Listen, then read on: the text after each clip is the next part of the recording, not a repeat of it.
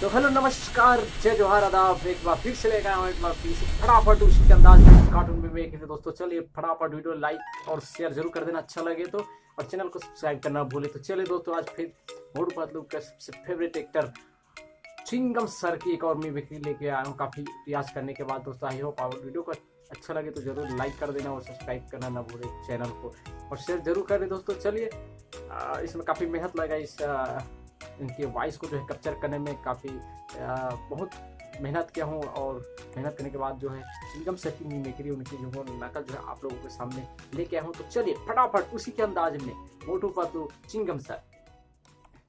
Yumma! Yumma! Yumma! Yumma! Ayo Bharat Mata की कसम, यम्मा हिंदुस्तान की कसम, अयो चिंगम से बचना नामुमकिन, अयो बोले तो इम्पॉसिबल। यम्मा हम तुमको छोड़ेगा नहीं, क्योंकि मोटू पतलू हमने तुमको बोला था कि एक दिन हमसे बच के कोई नहीं जाएगा।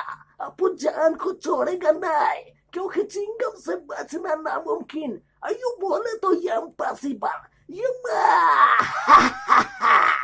आज आ गया मोटू पतलू, आज तुमको छोड़ेगा नहीं। आज हम चिंगम सर मजा चखाएगा तुम सबको, क्योंकि चिंगम से बचना नामुमकिन, यम्मा बोले तो इम्पॉसिबल।